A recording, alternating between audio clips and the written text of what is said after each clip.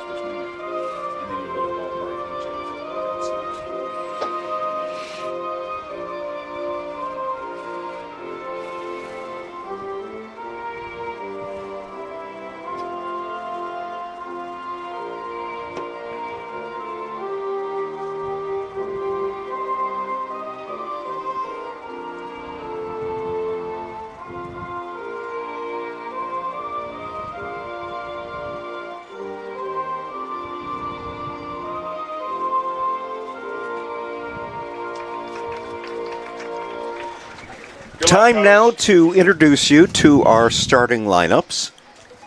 And we will begin with the Lions of McKinney, the visitors today.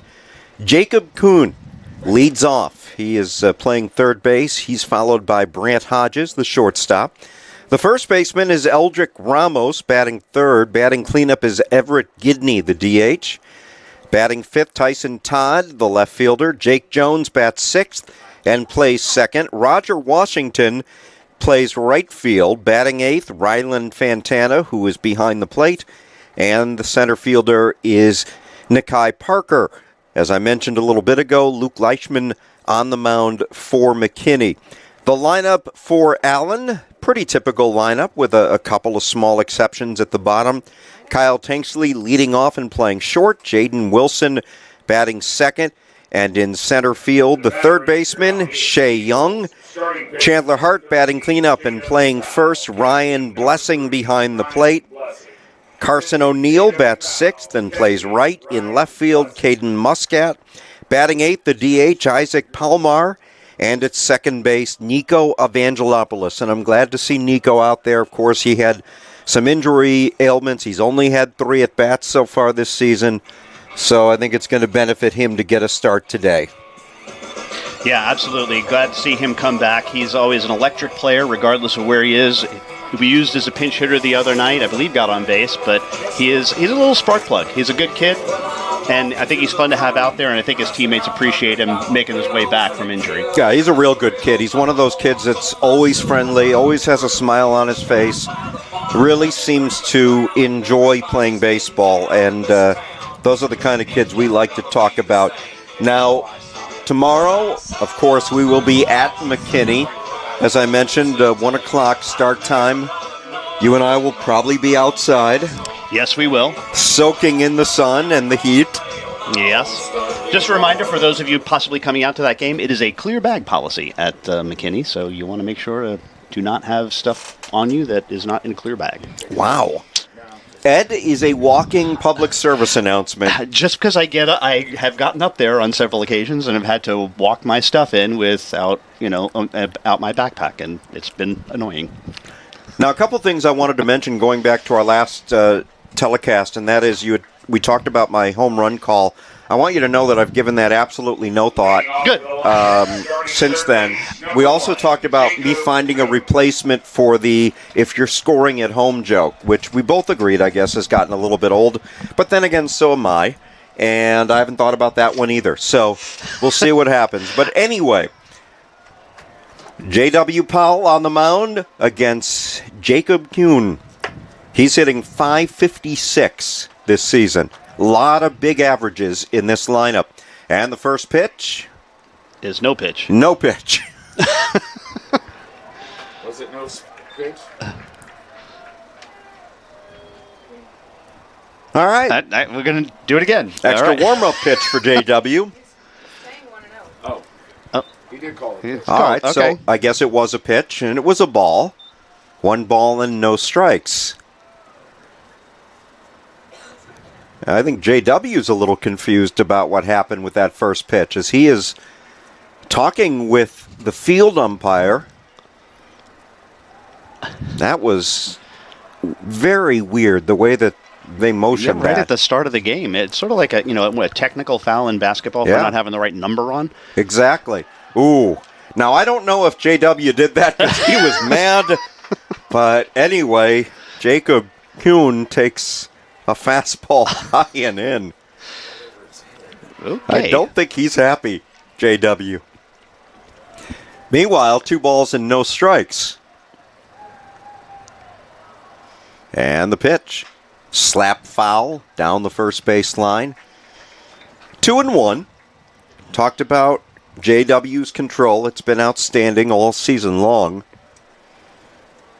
Let's see if he comes back and gets Jacob Kuhn. 2-1 pitch. Grounded to second. Nico's got it. Good throw. In time. 1 down. That's good for Nico to get right out of the bag there. ball hit to you right away since you've been on the bench for a little bit, recovering from injury. Now you know, hey, I handle it in game situations. Absolutely. And just so you know, my plan is when there's a ground ball to him and there's not a lot of time, it's Nico. Nico, okay. When he comes to the plate, it's Evangelopoulos.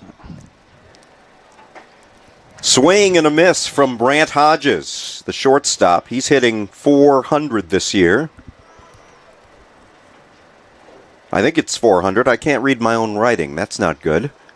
No balls and a strike, and now it's 0-2 after that foul ball. Eldrick Ramos on deck. 0-2. Let's see if JW goes right after him. Grounded to short. Tanksley's got it. Has time, in time, and there's 2 down.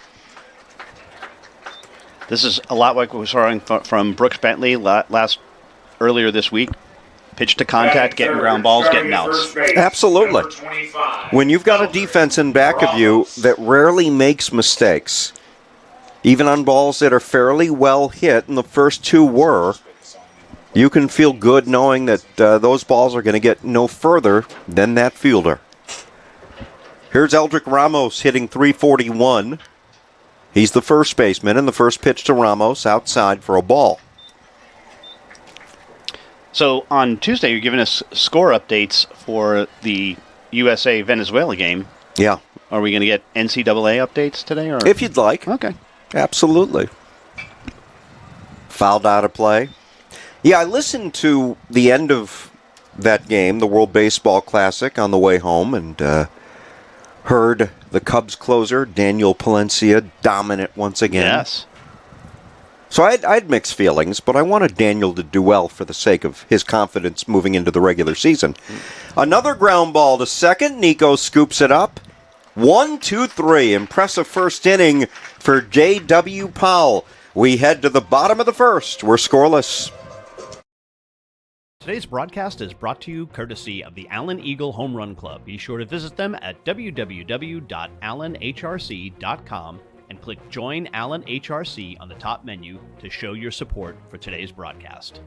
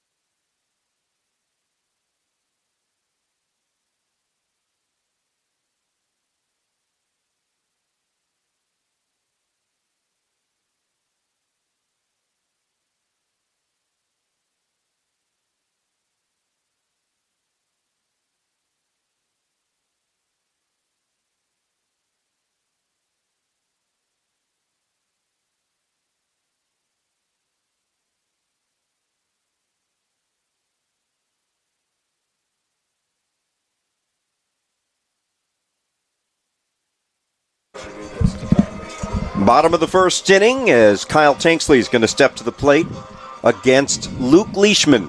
He's a lefty, tall, thin lefty.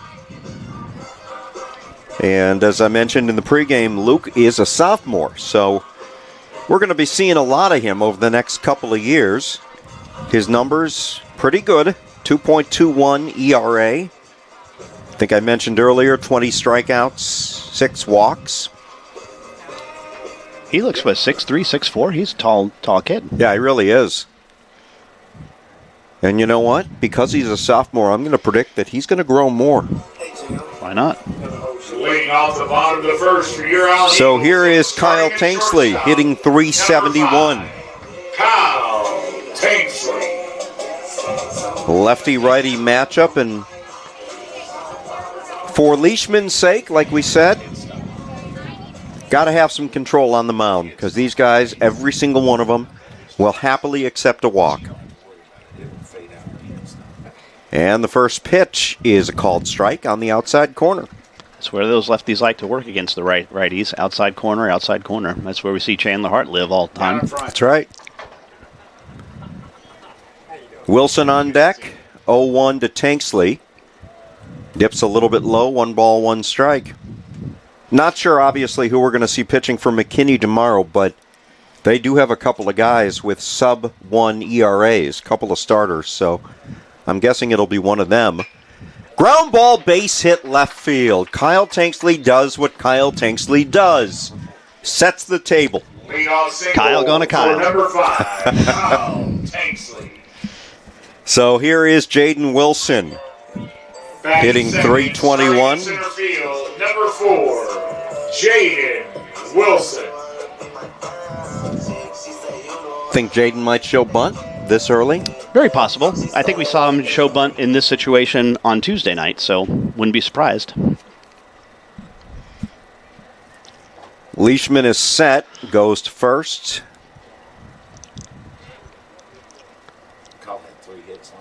Shea Young on deck.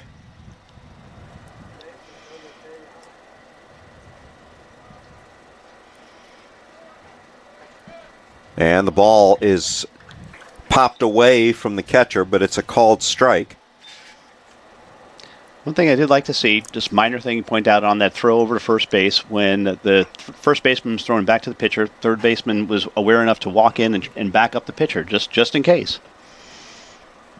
And they have Tanksley trying to steal. The throw down to first is in time, caught stealing, and they definitely made the right decision to pick off Tanksley. And now there's one down. You get some of these lefties, sometimes their strategy is get the guy on first base and pick him off. He's got a good move. Yeah, he does, and it's going to be interesting to see how that plays out the rest of the game, because Allen is a team that loves to run. Now maybe as the game goes along, they'll figure something out. They'll see something in that pickoff move that'll help them determine the right time to go. But, boy, that is a good move by Leishman. 1 ball, 1 strike, the count on Jaden Wilson. Hit toward right field, and it's going to get out of play. Coach Witt down at first base, is studying that move all the time. Oh, yeah. 1 ball, 2 strikes, the count on Jaden. Just underway from Allen, no score.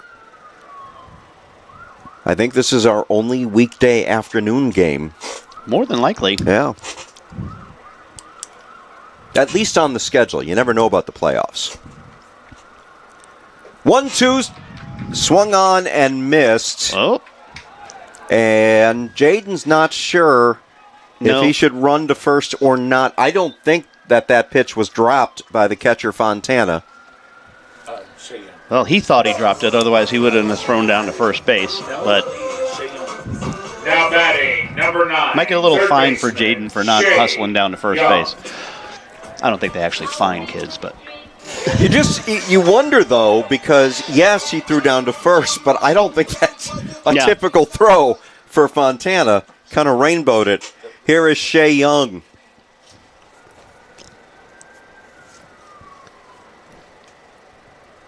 And the first pitch from Leishman to Young in there for a strike. So far, Leishman looks like a guy that's going to get in front. Looks like a guy that's got pretty good control on the mound. Shea, 4 home runs on the year, which I believe is 2 more than anyone's hit in the previous 3 years. Outside, 1 ball, 1 strike. It's interesting, when you look at McKinney's lineup, they've got one guy that has multiple home runs, and that's Tyson Todd with 3. Outside of that, they don't hit the ball out of the park typically. 1-1 pitch to Young. We know he's got the power. And it's 2 balls and a strike, I believe. Pitch low.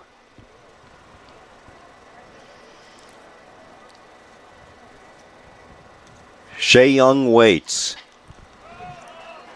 Slap foul, 2 balls, 2 strikes. Young hitting .328 on the season.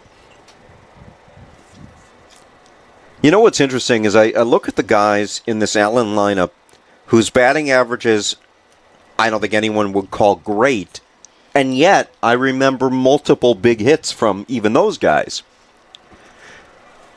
And that missed inside. I think Leishman wanted that call. 3 balls, 2 strikes. Yeah, the situational hitting for Allen this year has been off the charts. Even just not making outs, but putting balls in plays to the right side to move a runner over. Just outstanding. Full count to Young with Chandler Hart on deck, and the pitch golfed into left field. Going back is Tyson Todd on the warning track. He makes the catch.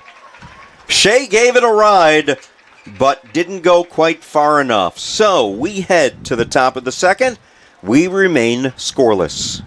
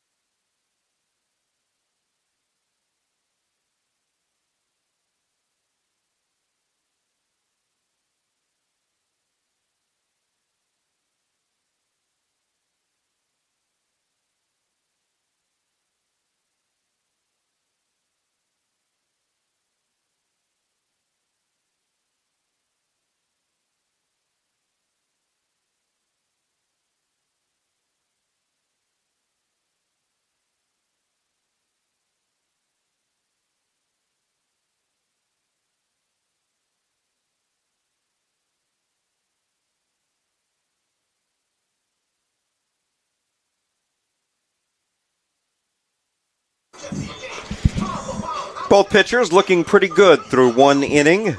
As we head to the top of the second, Everett Gidney, Tyson Todd, and Jake Jones due up against J.W. Powell, who only needed 10 pitches to get through the first inning. Again, pitching to contact, all 3 ground outs. 2 to Nico and 1 to Kyle Tanksley. So here is Gidney, another guy that's got a very lofty average at .432. Designated hitter number 10, Everett Gidney. He is the cleanup hitter, obviously, for McKinney.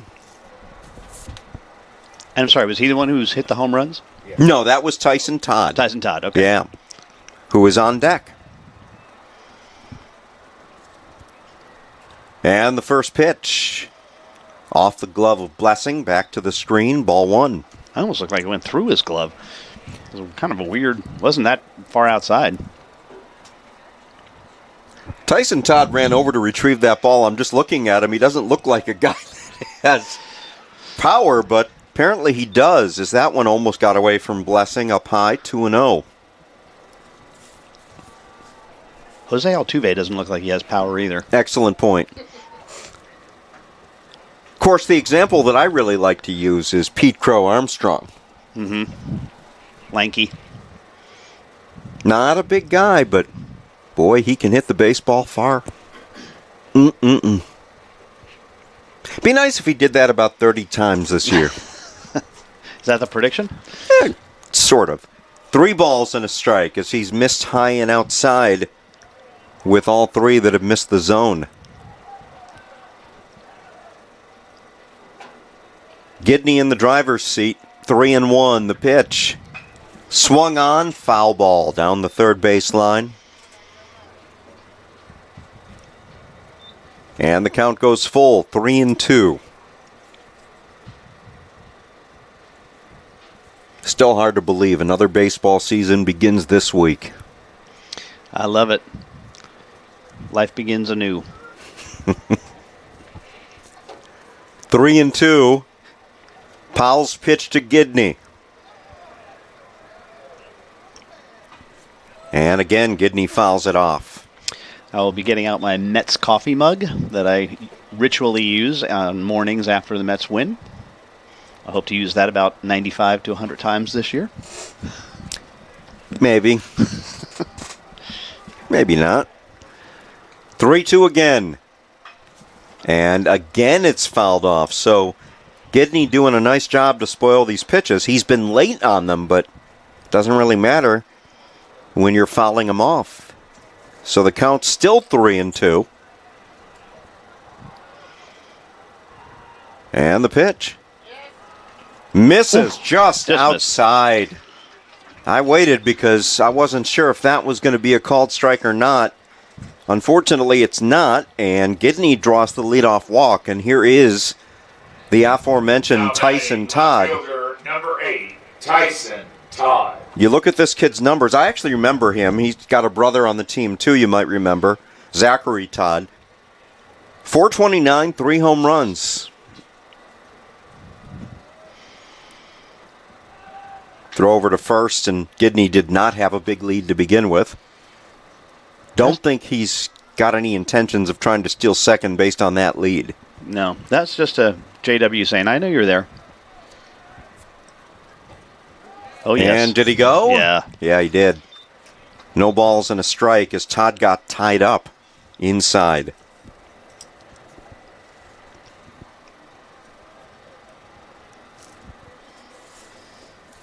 The 0-1 pitch, here it is. Instead again over to first. So JW still knows he's there. He does. Excellent. No, it's just first runner on base in any game. I've seen that oftentimes, so just a quick throw over. Now he's paying more attention to him, but there's not a lot of reason. I guess they think he's just going to go on, first move. I always look for that second foot on the green. The green part of the... Fouled off, and he's in front of Todd. No balls and 2 strikes. And to your point, McKinney has not had that second foot on the green and really doesn't look like he's got any intentions of going. No balls and 2 strikes. And the 4th pickoff attempt. I noticed that Jaden started off shading him a little bit to pull, but now has moved over into the alley after 2 late swings. They haven't faced a pitcher as quick as JW, I don't think. Up. Tapped over the mound. Tanksley's got it. The throw. In time, a double play.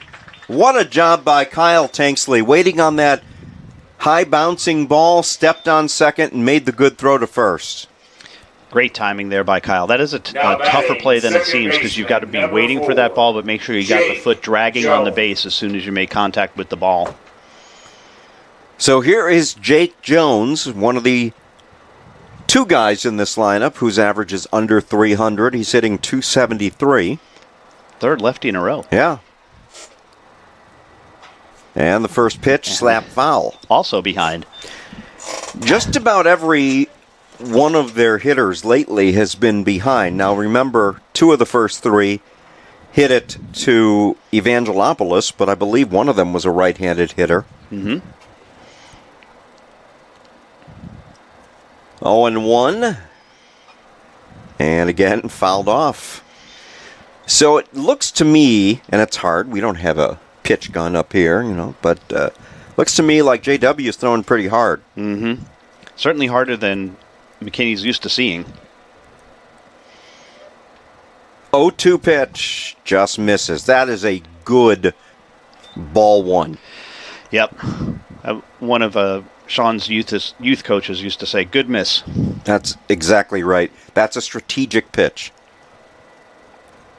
Let's see what JW comes up with here. 1 ball, 2 strikes, 2 outs, the pitch. Low and in, 2-2. I mentioned earlier that I had a nice talk with Brooks Betley's dad, and that's what we talked about with Brooks, is when he misses, there's a reason behind it. Yes, Called sir. strike 3. And that one did get the outside corner. First strikeout of the game for Powell. We go to the bottom of the 2nd. We're still scoreless.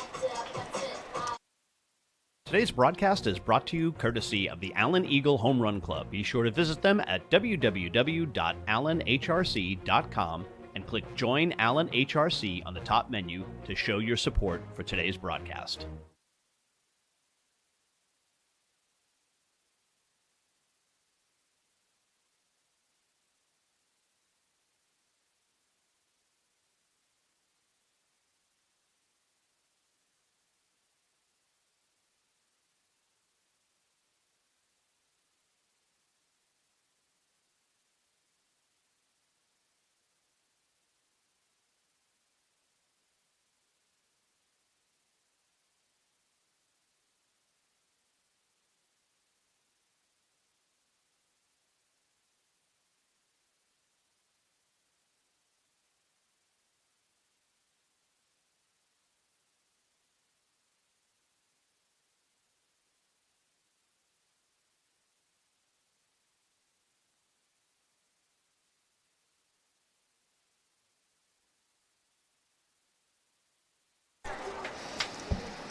Chandler Hart, Ryan Blessing, and Carson O'Neill due up in the bottom of the second against Luke Leishman.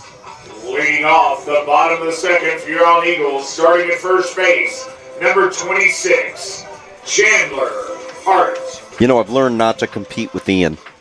No. When he announces that name, I just let him have the stage. Chandler hitting .333 on the year, and the first pitch is a breaking ball that misses. Had some movement, but just didn't catch the zone. 1 ball, no strikes.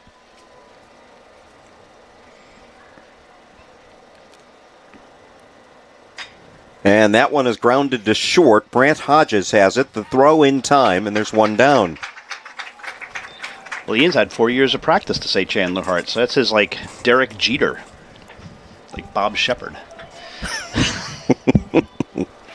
I am really shocked that you, as a diehard Mets fan, would use a Yankees reference. Now batting, starting catcher, number 3. I'll tell you why, because I have a tremendous amount of respect for Derek Jeter, especially the fact that he used Bob Shepard's call as his walk-up music, which I thought was very classy.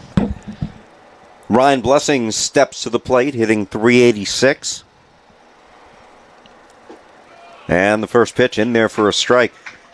So, during my illustrious days working for the Rangers, doing the Rangers pregame and postgame back when I was a quasi-celebrity, I had the chance, and that one misses high, 1-1. I had the chance to go into the Yankees locker room, and it was a very intimidating locker room. Yeah, I would imagine it would be. And I talked to Derek Jeter very briefly, just long enough for me to tell him that even though my wife had no interest in baseball, that she really liked him. 2-1. Okay. And he said to me, and I'll never forget these words, he said, "Oh, that's nice. Tell her hi." Now, he did so with a smile. I don't want to make it sound like he was aloof. He was actually pretty nice, but that was pretty much it. That was my history, as that one almost hit Blessing, 3-1. That was my history with Derek Jeter. I have so many stories that I could share with you.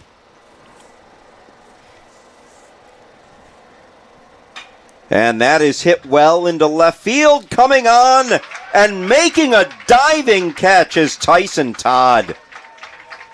What a terrific play by Todd.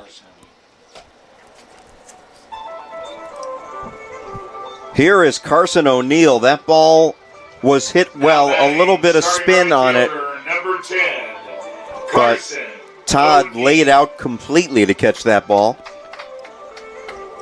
Well played. That ball could have gotten past him if he didn't make that catch, but he timed it perfectly, made the jump at the right time as well. Here's Carson O'Neill, and the big righty takes a strike. Yeah, otherwise he's standing on third. No balls, 1 strike with 2 outs in the bottom of the second inning. Slap foul, that one got in on him just a little bit. And it's 0-2.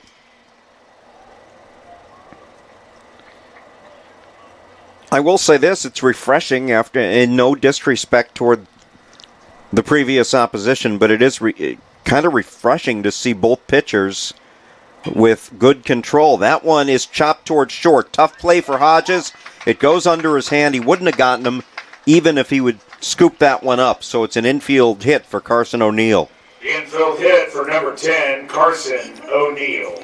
Came out of the box a little weird. At first I thought it hit his foot, but now batting left fielder, clearly it did not, because he took off as soon as the ball bounced. And that was a play as it was, that even if Hodges had managed to scoop that ball, he likely would have just put it in his pocket. Totally agree. The lefty-lefty matchup with Caden Muscat at the plate. And he lifts one toward left. Tyson Todd moves over, and he can't make the catch. Coming around is O'Neill. He's going to score easily. And Muscat into second. So Tyson Todd, who had made just a terrific play a few minutes ago, kind of botched that one. Tell you what, though, look at where the shadows are. I think he looked up in the sun. I think he lost it in the sun in that ball. If you just look at where the shadows are right now, that ball was right in that shadow space. So the big question, hit or error? It's got to be an error, unfortunately. No RBI then. Nope. And here is Isaac Palmar. First pitch in for a strike, so what looked to be a fairly uneventful inning for Allen has created a run thanks to the misplay in left field by Todd. Can't see if he's got sunglasses on. Yeah, he does. I see him reflecting now. No balls and a strike. Inside, 1-1. The question I have is, does he wear his sunglasses at night? So I can pretend. Mm-hmm. I was watching a countdown with my wife on YouTube the other day, and that song came on, and I asked what happened to Corey Hart. She had no answer for me, just as you don't. No relation to Chandler, I'm guessing. No, Corey is very Canadian. 1 ball, 2 strikes. Come on, Isaac. Get him home. Muscat takes his lead off a second. And the 1-2 misses outside. 2 balls and 2 strikes. The other question is he wearing his sunglasses over his eyes? Because you see some of these players that wear the sunglasses even at night, but they only have it on top of their hat. Exactly. Looks cool. 2-2 pitch. Ooh. And that's hit well, but well foul. And the count remains 2 balls and 2 strikes. Allen strikes first. Unearned run, 1-0. I don't know if they've been working on it, but this year it seems that Allen, right-handed hitters have been turning on the inside pitch a lot more than they had in the past. Absolutely. Inside, blocked by the catcher. The throw down to third gets away from Jacob Kuhn. Coming in to score is Caden Muscat. In error on the catcher Fontana, and it's 2-0. You know, there's a little bit of controversy on that. You know, do you make the third out at third base? Do you risk that? But I say, especially at this level, make him make the play. Make him throw the ball. And you see exactly what happened there is that he had to make the throw, made a rush throw, didn't really set his feet, scores a run. And the thing is, he actually had time. Mm-hmm. A good throw gets Muscat easily. This one is chopped to third. Kuhn's got it across the diamond. In time. Good play by Kuhn to end the inning, but not before Allen puts a couple of unearned runs up on the board. We head to the top of the third, 2-0 Eagles.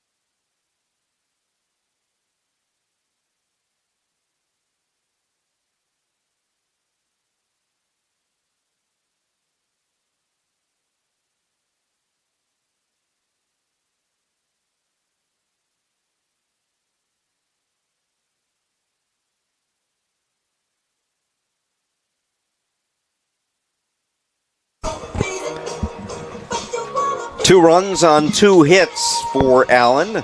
No runs on no hits for McKinney, but the difference is defense. Misplay in left, a bad throw by the catcher, and all of a sudden it's 2-0.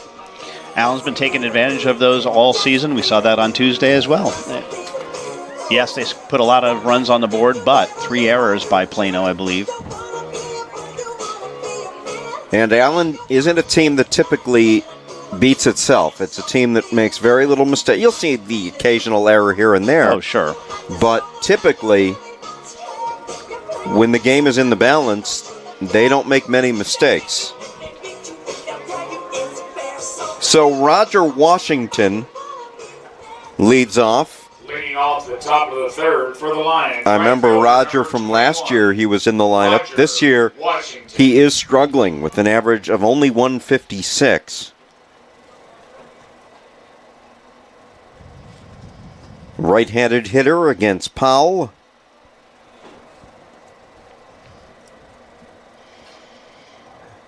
And Powell is set. The first pitch. Outside corner. Nope. Just painted it. Very well placed. No balls and a strike.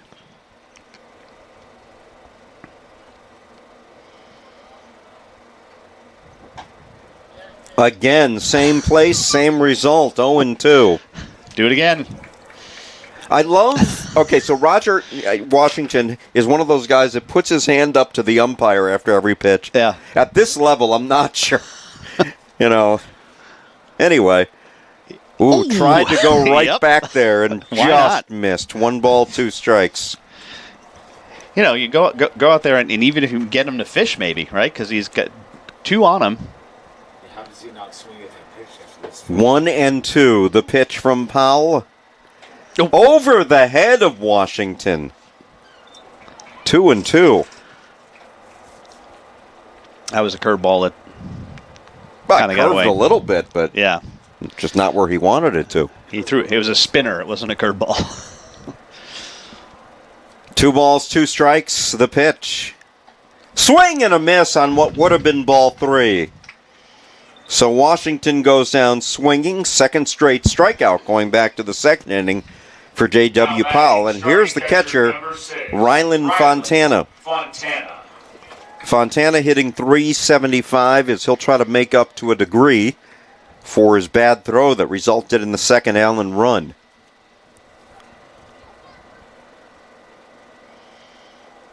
Swing and a miss, and he was late on that fastball. Very late.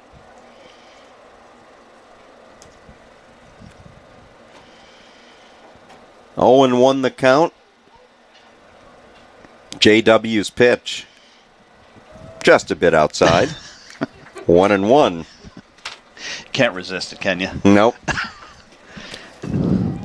Thanks, Euchre. Yeah. Just a bit. 1-1. And the pitch, again, very late. 1 ball and 2 strikes. You know Yeah. when you... Oh, go ahead, please. No, whatever you do not throw him a changeup. 1-2 to Fontana. And that is popped foul. Chandler gave it a look, but it found its way over the fence near the dugout. 1 ball and 2 strikes. When you watch that movie, the thing that I find funny, and I love the movie, I love Major League, but the thing that I do find funny is how they try to convince people that what was clearly County Stadium in Milwaukee was really in Cleveland. Fouled off again. 1 ball, 2 strikes. I understand when they did that HBO thing 61 about Roger Maris, that they used the old Detroit Tiger Stadium as the stand-in for Yankee Stadium. All right. Swing and a miss as Fontana went fishing. That is the 3rd consecutive strikeout for J.W. Powell.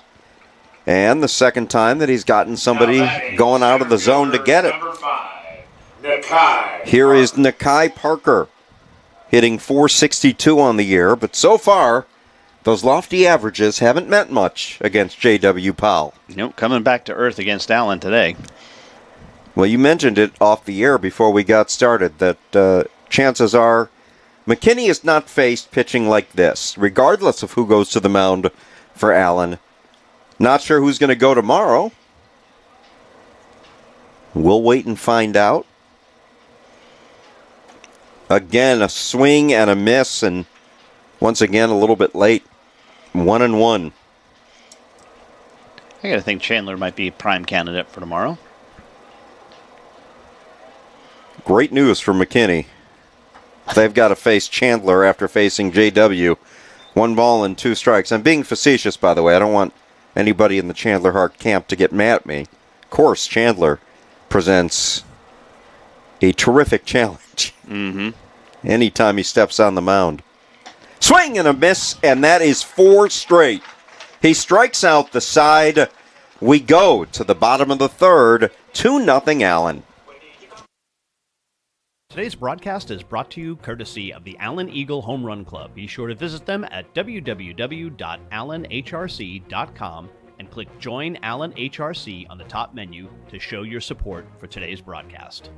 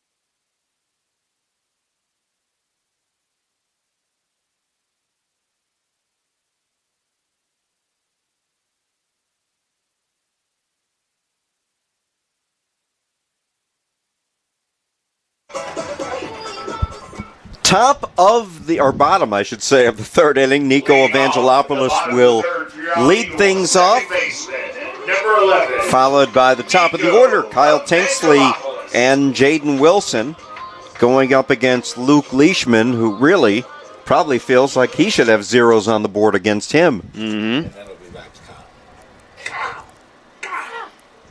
And the first pitch to Nico is in there for a strike.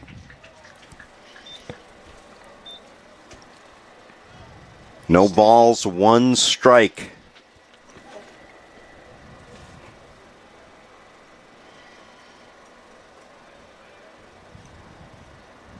Outside, 1-1.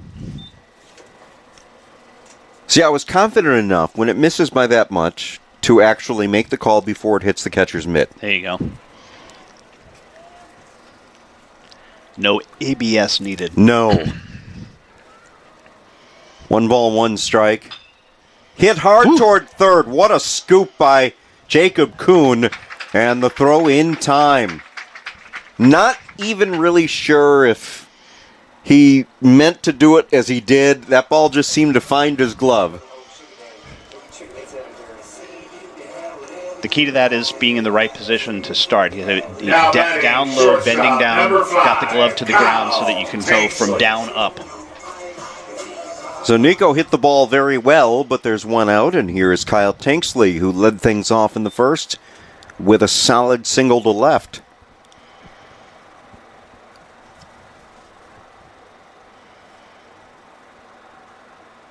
That one in the dirt.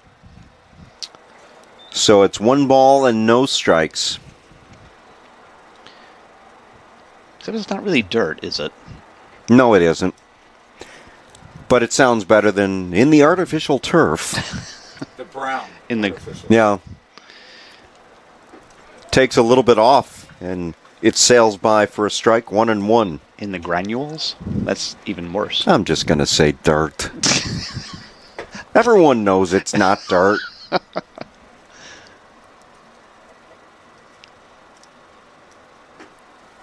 Misses outside, 2-1.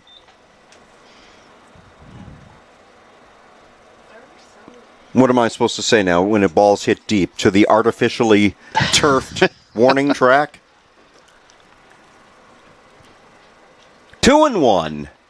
And that one is skied to center. Going back a couple of steps is the center fielder, Nikai Parker, who makes the catch, 2 down.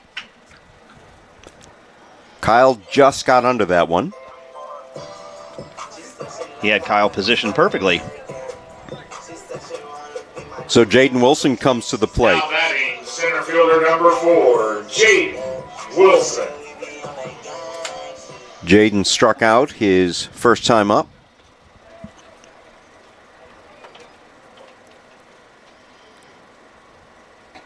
Leishman's pitch just misses. I think I said Leishman. Leishman. What's it, a ball or strike? 1 ball, no strikes the count.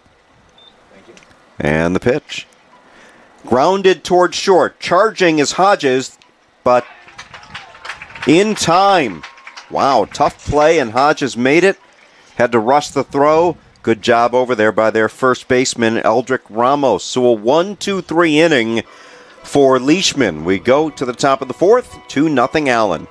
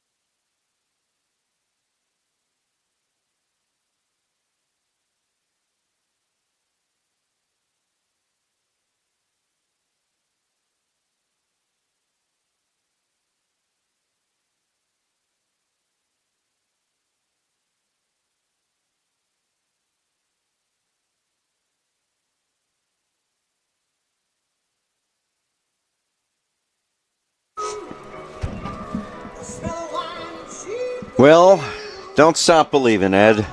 Not gonna. Because it goes on and on and on. Yes. You know, I spend a lot of time learning about music, especially from, my youth, which was so long ago, 80s, 70s, 60s, all that good stuff. Well, 60s. I was born in 66, so I really wasn't into music, but I found that music later. And it's really kind of sad when you hear the stories about just how bad things got between Steve Perry and the rest of that band. Oh, yeah. Very ugly. Leading off the top of the 4th, third baseman, number 1. I know, people wondered if they'd ever get back together, and I guess there were talks at one point, but they didn't go very far. No. Remember that MTV Behind the Music Love those. Series? Yeah. No.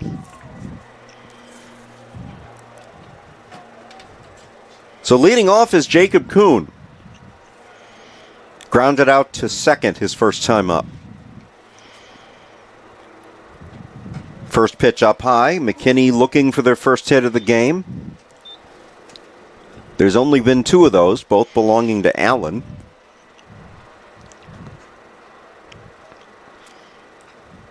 Got a piece of it, fouled it back, 1-1. He seems to be on the ball. That was fouled straight back, so. Well, he came into this game hitting .556, so that average a little bit lower than it was then, but still, you could tell he's a good hitter. He looks at a fastball up high, 2 balls and a strike. 43 pitches so far for Powell, so that's not a factor. 2-1 slapped up the middle, and that's why he was hitting .556. Just good, solid hitting. First hit of the game for McKinney. A leadoff single, and here's Brant Hodges. Of course, at 1 for 2, his average is still down for the game. That's right. That's why I love the averages like in the first week of the season where a guy hitting 100 goes 4 for 4, and all of a sudden he's among the league right. leaders. That's right. Throw over to first, and Kuhn dives in. Only the second base runner of the game for McKinney. Everett Gidney walked to lead off the second. Pitch a little bit high. 1 ball, no strikes. It was promptly a race on a double play, so let's see if we can do that again. Eldrick Ramos on deck, and that misses outside. 2 balls and no strikes. Allen with the 2-0 lead.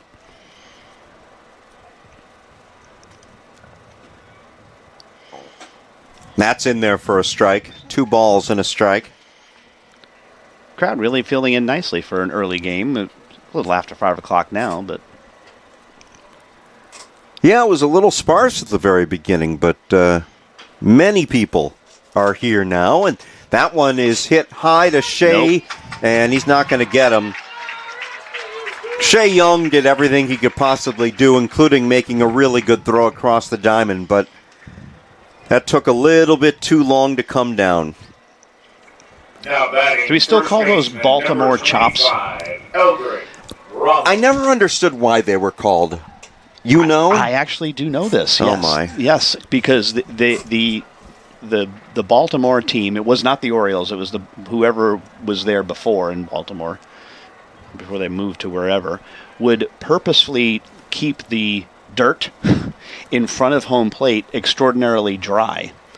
Huh. And the hitters would actually, this is back in the dead ball era, they would actually try to hit the ball as hard as they could into the ground. Wow. In front of home plate so that it would go up in the air and they could get a single on a hard ground ball right in front of the plate. So informative, my partner is.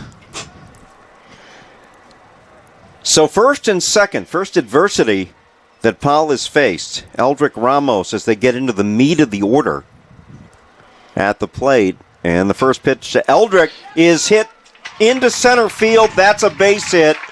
Not sure if Tanksley got a glove on it. The throw to third not in time.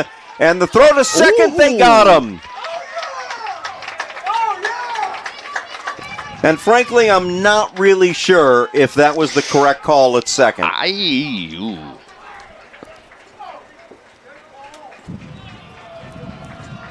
And we're going to have a little conversation as the field umpire trying to explain to McKinney's head coach why he made that call. Now, granted, he's a lot closer to second base than we are, but just based on, I think, what you and I both saw, I thought he got in. Yeah, I mean, unless there was a situation where his leg popped up and was over the bag and the umpire saw that, that's the only thing I can think of. You're not going to win this, by the way. No, you're not. I've never seen anything that say, oh, you know what? I think you're right. Yeah, now that you mention it, I was wrong. He's safe. So there is one down, but the tying run is 90 feet away, and here is another very good hitter, Everett Gidney. Gidney walked his first time up, as Ed mentioned, promptly erased on a double play.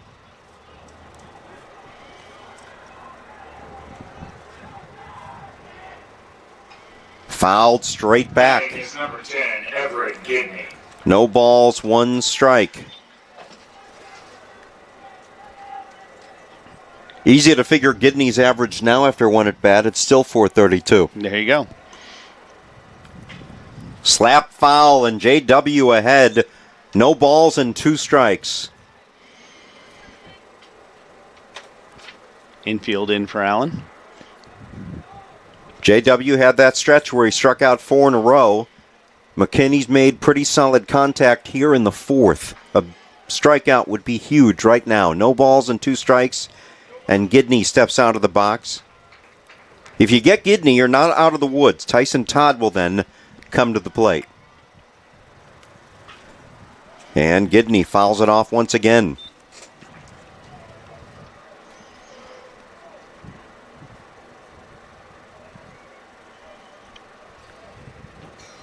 No balls, 2 strikes.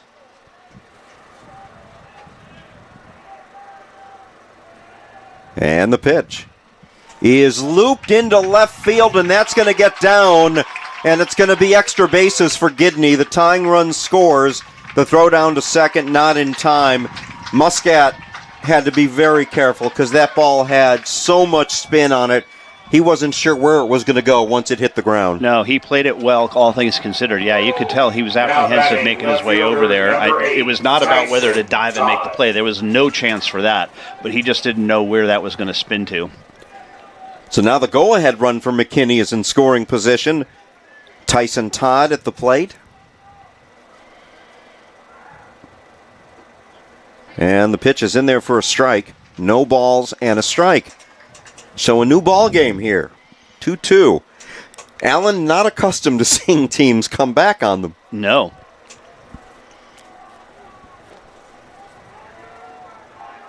The 0-1 pitch to Todd.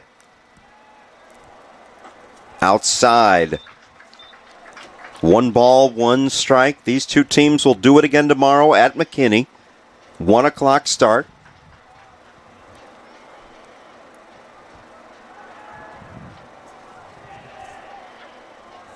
Gidney takes his lead off a second. And the pitch to Todd is fouled off. 1 ball, 2 strikes. And again, JW in a spot where he could really use a strikeout.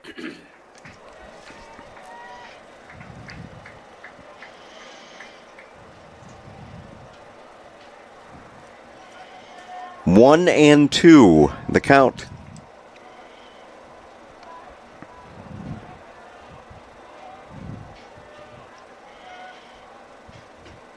Breaking ball just missed low. Good pitch. 2-2.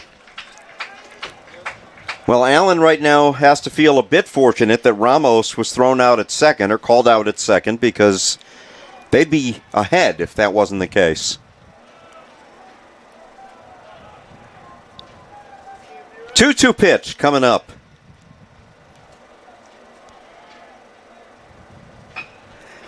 Chop towards second. Nico's got it. Makes the throw in time. Meanwhile, the runner moves to third. But there's 2 outs.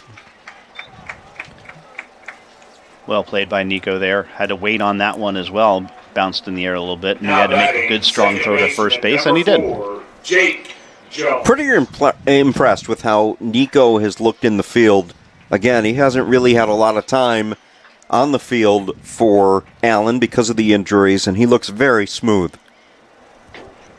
No matter how many times you do it in practice, it's not the same as game reps.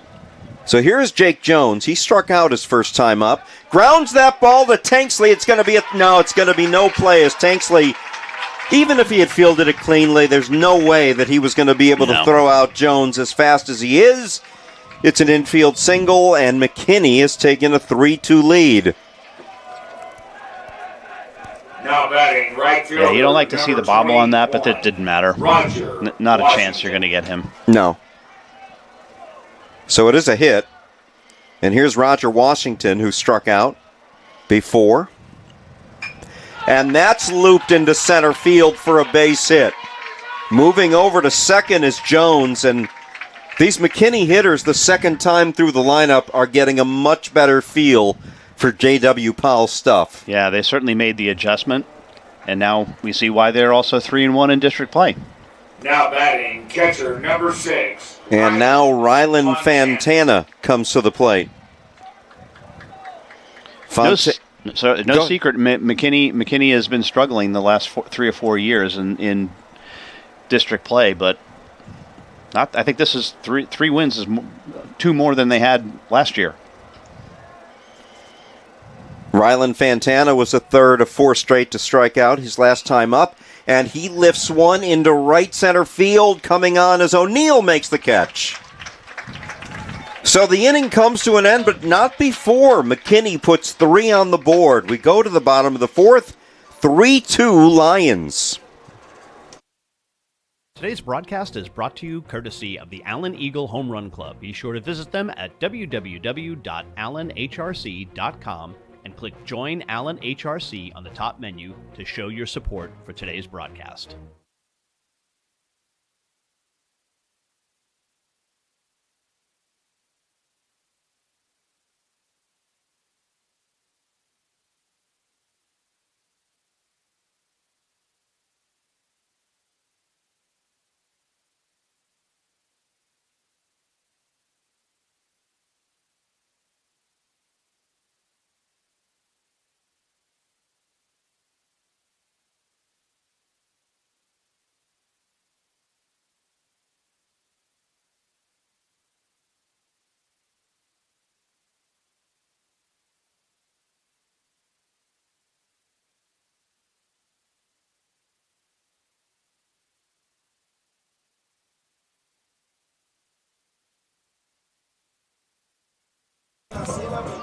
Six hits in that inning including the first 4 with base hits against Powell.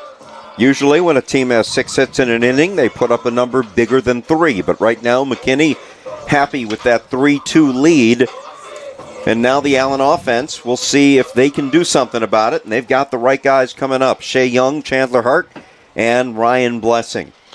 You know, this is where JW's control makes the difference. You think about that. If you mix in 2 walks in that inning, you're right. It's 5 or 6 runs. Absolutely. And this becomes a big inning for young Mr. Leishman because we talk about the shutdown inning. You got your guys excited. You got the fans excited. But you're also facing 3 of the best hitters in the lineup. And a guy in Shea Young that we know could tie this thing up with 1 swing. 3, 4, 5, right? Yep. Leishman falls behind. 1 ball, no strikes. And the pitch catches the outside corner, 1-1. We'll talk about economical. Only 37 pitches for Leishman.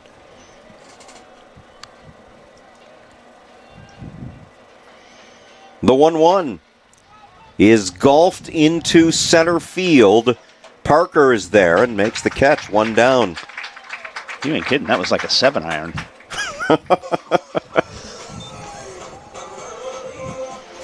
Now batting. I had a dream the other day that I went out to golf, but nobody had left-handed clubs. I didn't. So you just had to drink at the bar? I don't know what I did. I don't remember the rest of the dream, but I'd like to have that analyzed. Chandler Hart's 0 for 1. First pitch misses outside, 1-0. Hey, just want to let you fans know that we do have the ability to chat with us in the booth. If you go into YouTube and are watching the game on YouTube, there's a chat function. Shoot us a message, and we're happy to talk about it. If we like what you say. I'm just, if they say, Mike and Ed, you guys suck, chances are we're not going to read it. Probably not. Well, no, we could read it, but we're not going to do anything about it. Leishman's fallen behind 2-0, and that one is hit toward left. Todd is coming in, makes the grab. 2 up, 2 down. That was a barrel ball just in the wrong spot. And here is Ryan Blessing. Now batting. Blessing flew out to left. You might remember that was the terrific diving catch from Todd. Then a couple hitters later, he made a bad error that forced a run in, but still 2 down in the bottom of the 4th. 1 ball, no strikes. Carson O'Neill on deck.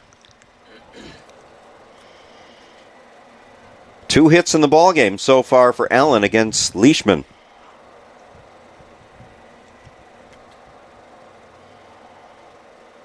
Blocked by the catcher Fontana, 2-0.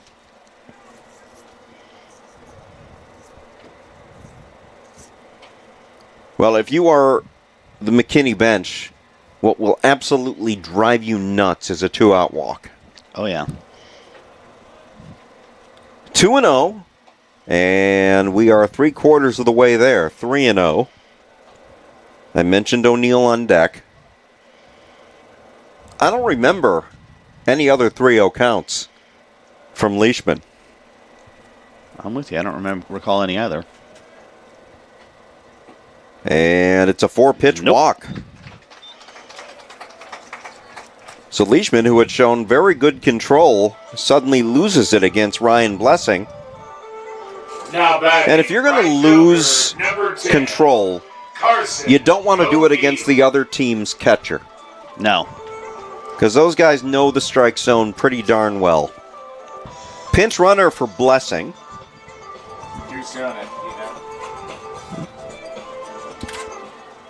Trying to get a number for you. We'll tell you who it is in a moment. Here's O'Neill, 1 for 1. And that's 5 straight out of the zone suddenly for Leishman. Pinch runner number 7, Jaron Mangum. As you probably heard, Jaron Mangum is the pinch runner.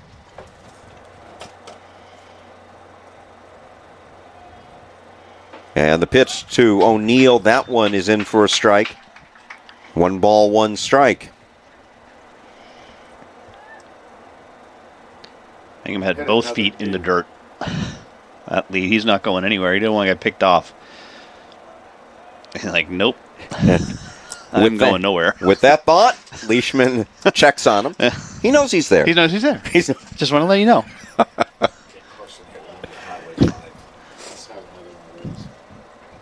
Well, we know Carson O'Neill can hit the ball hard because he did it the last time in much less favorable hitting conditions.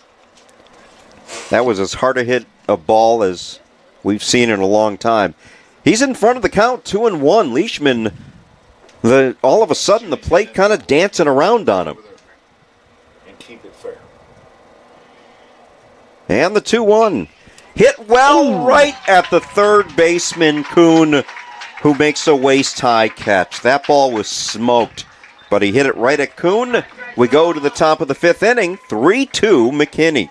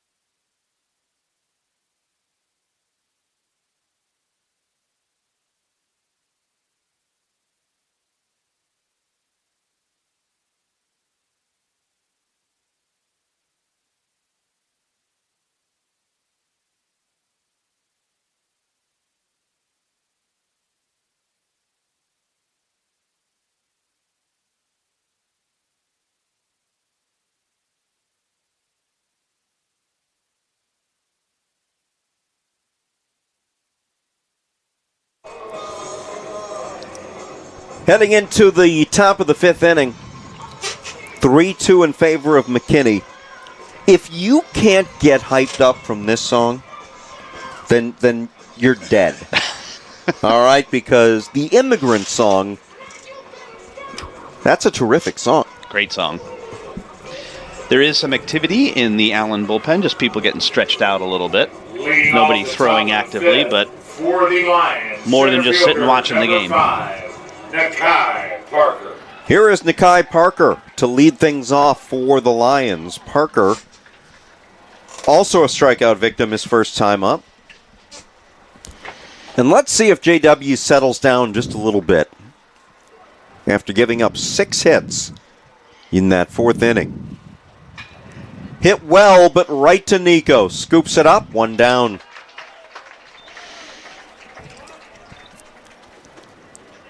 That's the 4th pretty hard hit ball to Nico Evangelopoulos, and the 4th time he's made it look easy.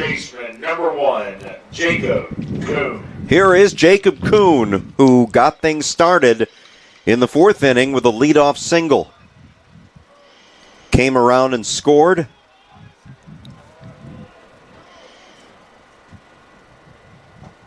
Good breaking ball in for a strike.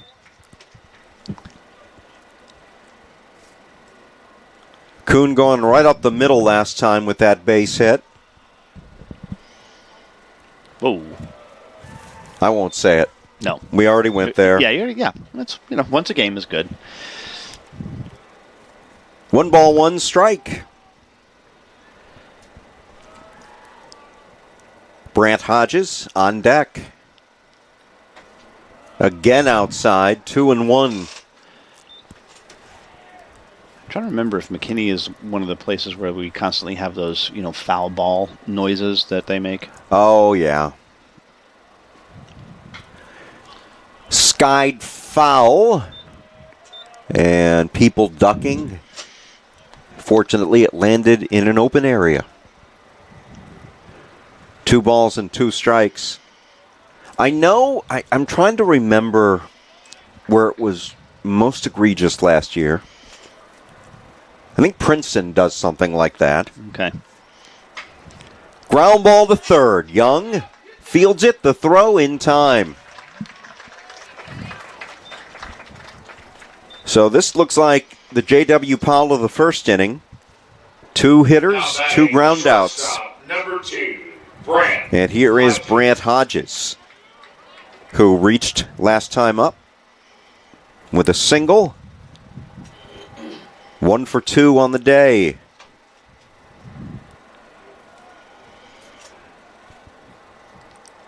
JW's pitch sails high. 1 ball and no strikes. Speaking of Princeton, we will be making our long drive out there next weekend. That's a strike. 1-1. No game midweek next week. No.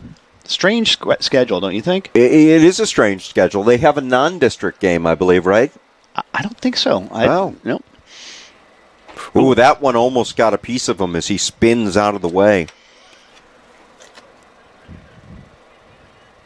But yeah, that next weekend, Princeton. At Princeton next Saturday. 2 balls and 2 strikes. Gets underway at 1 o'clock, and then a couple days later on the 31st, Princeton comes here.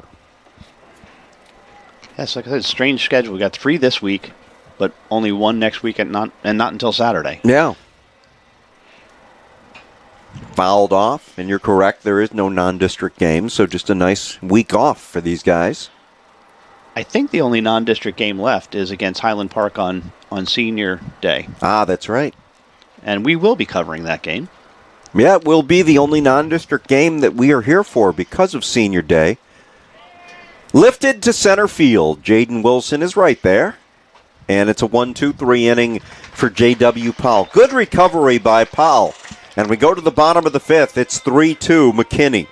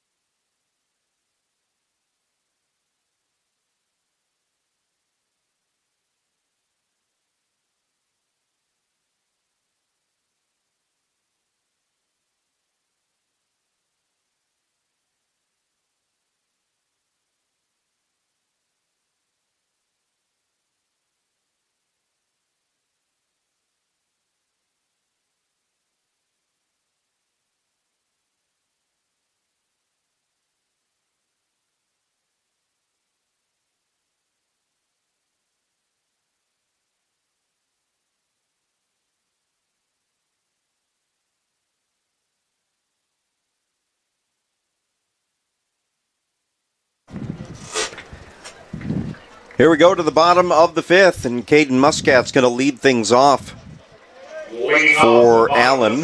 For your Allen Eagles. Muscat reached thanks to that error. Hit the ball really well, but that was the ball that Todd couldn't handle, dropped it in deep left field. Got a shout out from Katie McCluskey, who says that they are taking us to the bar. Wow. Yeah. That's very rare for me, but I could use it. First pitch in the dirt, and Caden showed bunt. So you wanted me to give you updates on the tournament. All I can tell you is all of the favorites won. Okay. Which is really dull. Agreed. 1 ball, no strikes, the pitch. And he shows bunt again. It's bunted, fielded by the catcher, and dropped by the catcher, Fontana. And that's going to be a base hit because Muscat probably would have beaten it out even if it had been fielded cleanly. Yeah, he had no choice but to try to grab that with his bare hand and make the throw at the same time. Just couldn't Now get the handle on it. Hitter number 25, Isaac Palmar. Well, let's see if Caden decides to test that pickoff move. Isaac Palmar. And we'll also wait and see if Palmar is asked to bunt. He is. And he gets it down well, and it's fielded by Leishman. The throw's to first. Good sack bunt by Palmar, and the tying run's in scoring position. Yep. Hello, Mrs. Young. Good fundamental baseball, and that'll bring up Nico Evangelopoulos. Nico Evangelopoulos. I don't really expect that I will mess up his name again. It's now second nature. Now you've just jinxed it, though. Evangelopoulos.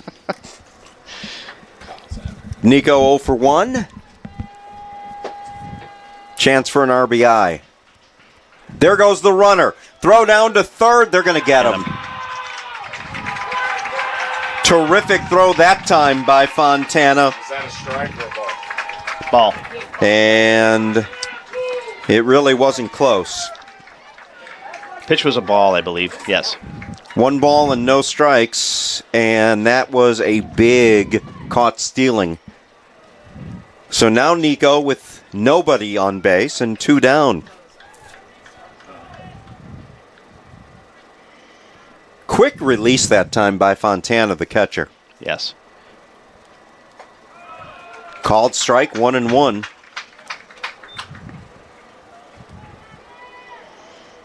Were you surprised to see Caden running? A little bit, yeah. I mean, maybe he just felt like he had the timing and had the jump. Outside, 2-1. That was Leishman's 55th pitch. Sometimes that's a timing play. You're just taking a secondary lead, and if the pitcher does not look at you, you take off.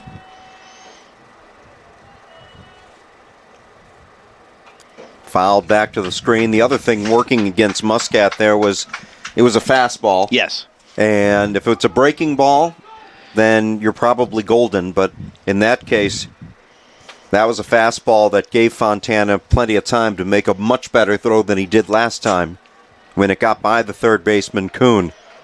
2-2 pitch, way outside, 3-2.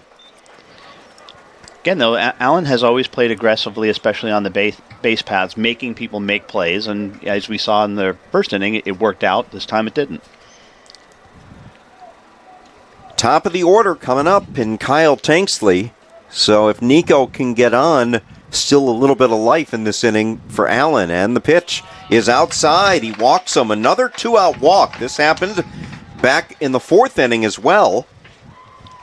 Second walk of the game given up by Leishman. Can't really tell if they've got any action. Don't think so. I didn't see anybody walking down there. So what do you do here? Do you send Nico, try to get the runner to second base, and worst case, you got Kyle leading off the top of the next inning? I don't think it's a bad plan. We've seen, though, that the catcher Fontana has a pretty good arm, but still. And we'll never know. This one is chopped toward third. Kuhn with the throw in time. Another really good play by the third baseman, Jacob Kuhn. So Allen gets a guy on, but they do not score. We head to the top of the 6th, 3-2 McKinney.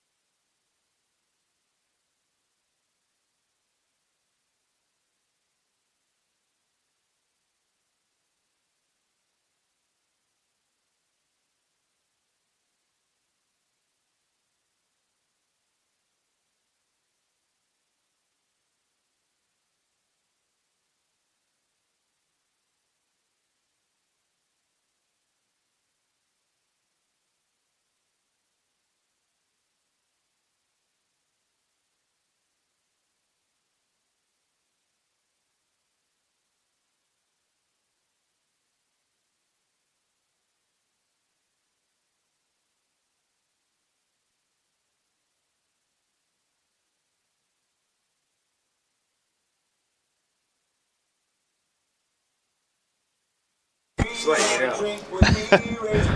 Top of the 6th inning. Talking about some music, I got tomorrow after the game, I am headed out to Frisco, and I'm going to catch me a little Stoney LaRue action tomorrow. I have no idea who that is. The Lions, first baseman, number 25. Yep, Stoney LaRue is Oklahoma red dirt country. Oh. And Stoney used to be my neighbor. Really? Yep, lived behind me. Well, I knew there had to be more to the story than you just going and seeing him. Eldrick Ramos leading off here in the 6th inning. Ramos 1 for 2 with an RBI single. Eventually got thrown out at second. Got a piece, 1-1.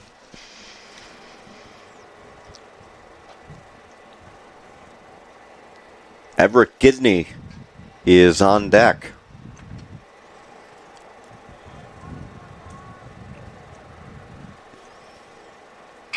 And that's up the middle. That's a base hit. Whew. Eldrick Ramos with his 2nd straight hit. He's 2 for 3, and now a guy that's been a thorn in the side of Allen today, Everett Gidney. Courtesy runner coming in.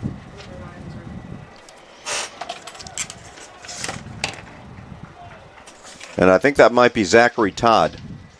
Pinch running, number 9, Zach Todd. And so you've got Zach on the base paths, Tyson in the on-deck circle.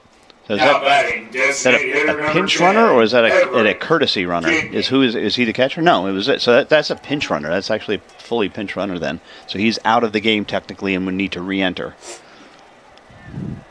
And for all we know, it also could be, looking ahead, a defensive replacement. Could be. Both feet on the green. Yeah, before we get to that, we got a lot to do here in the top of the 6th inning. Not sure what that gentleman was saying, what he was upset about. And the first pitch misses, 1-0, and boy, Gidney, the pinch runner Todd, taking quite the secondary lead. And that's slapped into right field. It's foul. He's basically getting a running start. Mm-hmm. To the point where if they did throw over there, not sure how he'd get back, but so far they haven't. Now they do.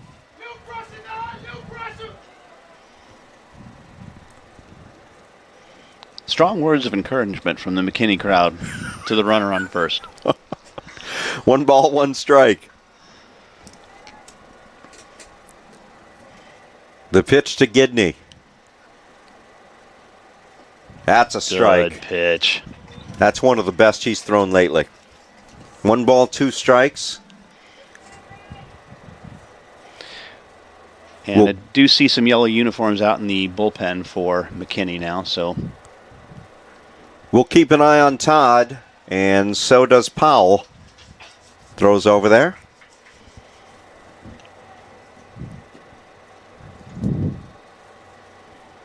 Again, both feet well off the dirt. Not going, though, and the pitch just misses outside, 2-2.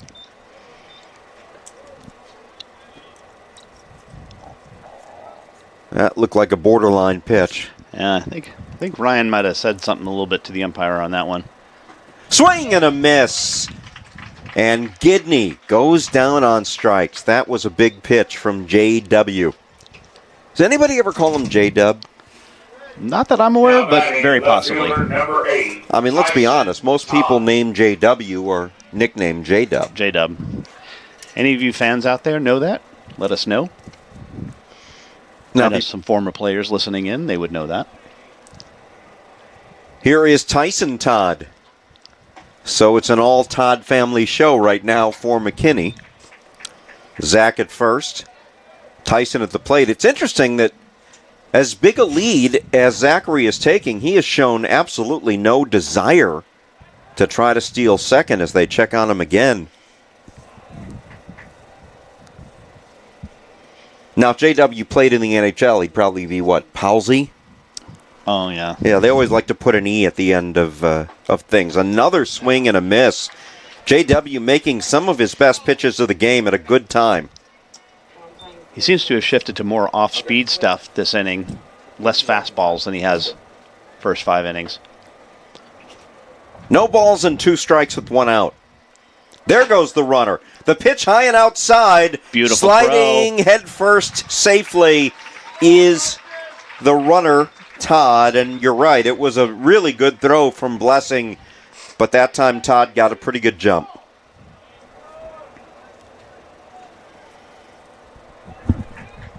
And it was a perfect pitch, actually, to try to cut the guy down at second, high and outside, but Todd beat it.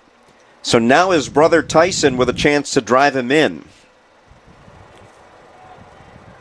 1 ball and 2 strikes. The pitch. Way outside, it's 2-2. And that was J.W. Powell's 80th pitch of the game. There is activity down in the bullpen. Right-hander. Here comes the 2-2. Called strike 3 on the outside corner. Tyson Todd didn't like it, but it looked pretty good to me. Well, just going back, something I mentioned just in the previous batter, where that same similar pitch, Ryan Blessing turned around and talked to the umpire a little bit. Sometimes the catcher doesn't have to necessarily complain so much about a pitch, but just say, hey, let's stay with those on the outside corner, something like that. And, that can have an impact on future calls. Now it's Jake Jones. That's a big run sitting at second base. 2 outs, a big situation for JW. Slap foul, no balls and a strike. So you got to think that this is probably JW's last inning, if not last hitter. Now, if Jones does reach, especially if he drives in the 4th run for McKinney, you'd be surprised if JW sticks around. And it's chopped to Tanksley.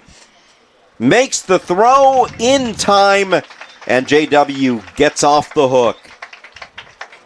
We move to the bottom of the 6th inning. It remains McKinney 3, Allen 2. Today's broadcast is brought to you courtesy of the Allen Eagle Home Run Club. Be sure to visit them at www.allenhrc.com and click Join Allen HRC on the top menu to show your support for today's broadcast.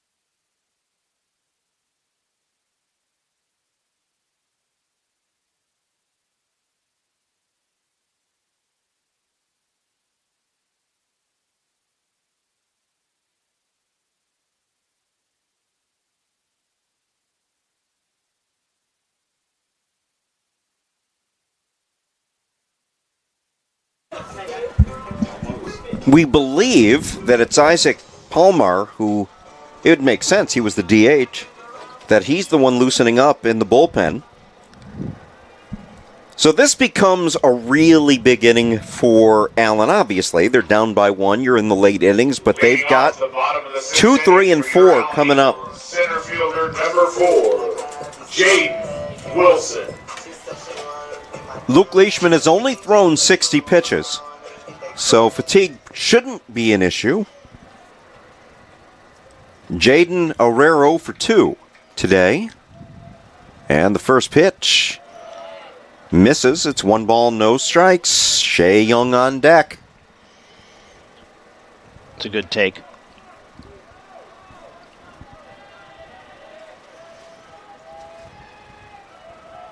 The pitch, fouled away, hit pretty well down the right field line. Well, I don't know if, we'll see if Allen comes back and finds a way to win this game, only down by 1. But I would actually argue games like this are far more beneficial for them long term than a 12-1 blowout. I would agree with that. Good fastball on the inside corner, and it's 1-2. This is what you're going to see should you make it to the postseason. 1 ball, 2 strikes. The count to Wilson. Leishman has set the pitch. Just got a piece of it. It stays 1-2.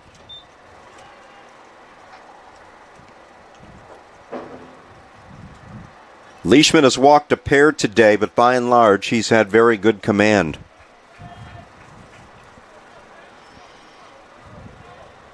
Another 1-2 on its way. And he swings and misses. That time the ball did get away from the catcher, and he almost threw it away again. Boy, Ryline Fontana, a little schizophrenic with his throws. They're either right on the money, like when they got Muscat stealing, or they're very wild. And that was every time that he's thrown down to first base, it's been a little wonky. And, it could just be a positioning thing. It's not often that a catcher throws to first base, obviously second and third more often on steals. It just might be in his head. Here is Shea Young, who looks at a called strike. Young made pretty good contact his last time up, but flew out to the center fielder Parker.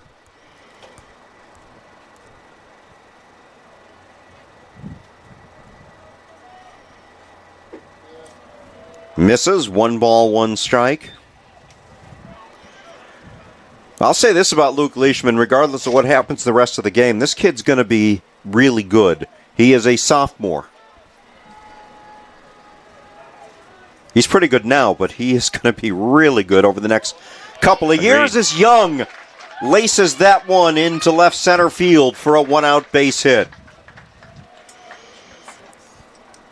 And here is Chandler Hart. And again, on a day like this, 1 swing can turn this game around. And I'm going to go out on a limb and say that Chandler will not be bunting. No, he will not. And we are going to have a pinch runner for Young. Pinch running, number 2. And that's Langston Mosley. And now batting first baseman, number 26. And that means that Young is out of the ball game, correct? Yes, but can re-enter. So Mosley at first. Here is Chandler Hart. Called strike. No balls and a strike. Blessing on deck. McKinney outfield and no doubles defense all the way to the wall. Almost. Center fielder Parker playing Chandler to pull a little bit. Pitch outside, 1-1. And every time I think of no doubles defense, I think that's where Nelly Cruz should have been playing back in 2010.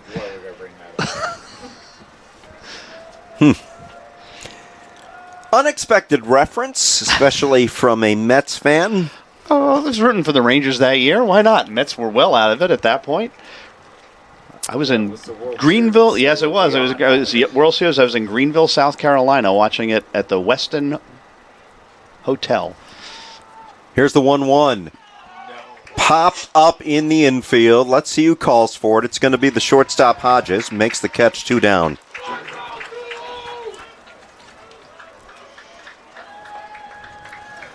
So now it's up to Blessing here in the 6th. Now batting catcher number 3, Ryan Blessing. Blessing is 0 for 1 with a walk.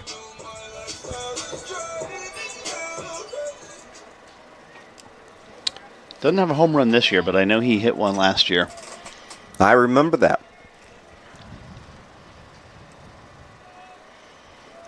That one, it did hit Blessing. Hit him. So Blessing gets hit by the pitch, and the tying run in Mosley goes down to second.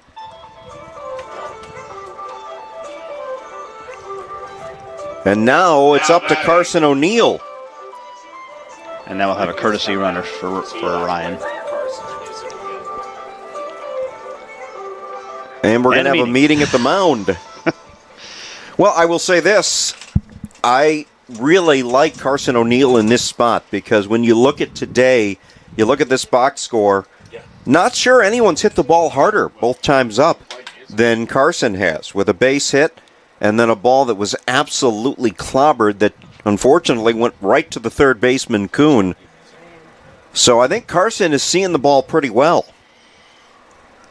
Yeah, let's hope he sees another one well here. The wind has picked up significantly since the start of the game. It is really now, I wouldn't say breezy, but blowing in pretty strongly from right. Well, if you're Carson O'Neill, here's the challenge. The challenge is you don't go up there with the mindset of I'm going to knock one out of the park. You just want to make contact, get a base hit, and drive in Mosley with the tying run. Now, line drive over second base into the gap.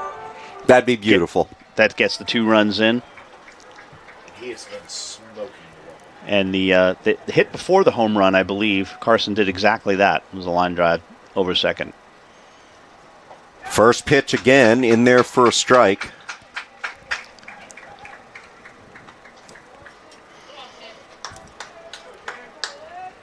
Mosley is at second. Is that Denny, the pinch runner? Mostly Langston. Oh. And that one dips a little bit low. I believe Hayden Denny, the pinch runner at first, or the courtesy runner. Oh, that's Jaron Mangan. Pardon me. Jaron Mangan. Thought I saw a 1-7. It was just a 7. Binoculars. 1 ball, 1 strike. Breaking ball misses low. 2 balls and a strike. That was very similar to the first pitch that was called a strike. If O'Neill reaches, Caden Muscat comes to the plate. Here comes the 2-1. Called strike on the outside corner. This is about as engaged as visiting fans have been at any of the games that we've seen here. At least one. 2-2 pitch. Come on, Carson. O'Neill waits. Misses inside. Did not miss by much. That makes up for the last one. 3-2. Oh, the drama. Drama. Here we go. Send him in motion. Here we go. Here goes the merry-go-round. Langston needs a bigger lead. 3 balls, 2 strikes, 2 outs. Bottom of the 6th. 3-2 McKinney. Got pass ball. And O'Neill got tired of waiting. Calls time.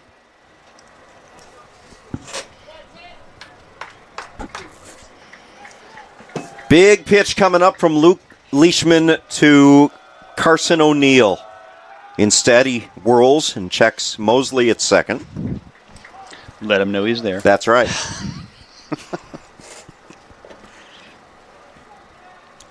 Hayden Dunny not being held on, obviously, at first. I'm sorry, that Jaron Mangan. And the pitch grounded to short and bobbled by the shortstop Hodges, and the bases are loaded.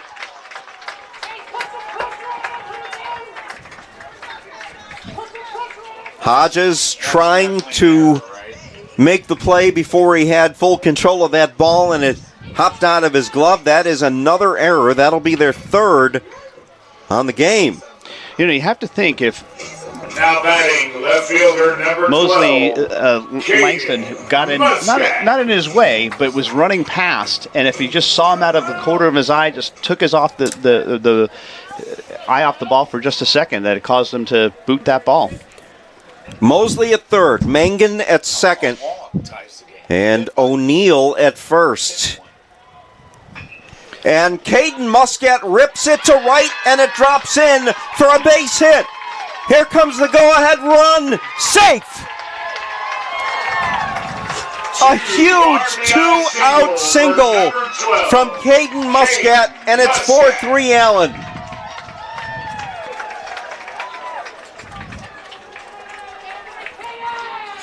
What a huge swing of the bat.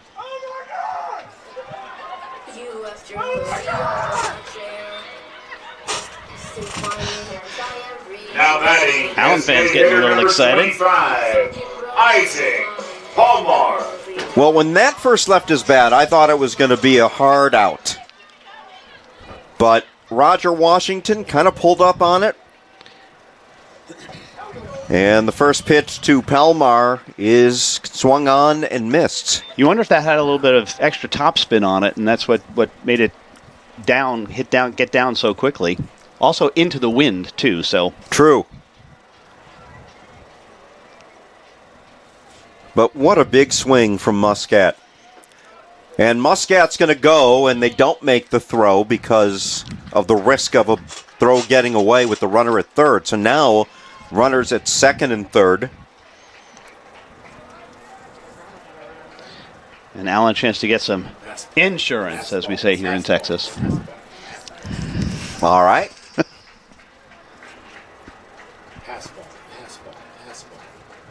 One ball, one strike. Up high. Leishman clearly not as sharp, looking a little bit fatigued with 81 pitches up on the board. Be surprised if this is not his last inning as well, or possibly even last hitter if Palmar reaches. Almost 20 in this, I would guess. And Palmar strokes one into left field. That's a base hit. It's going to score two more. And there's that insurance you were asking for, whatever you pronounce it. It is now 6-3. Isaac Palmar. And that is going to be it for Leishman. Just ran out of gas. And this is what makes this Allen team so special. It doesn't matter how deep into the game it is. They find a way to win it. Leishman is done. We'll tell you who the new pitcher is in a moment. 6-3 Allen.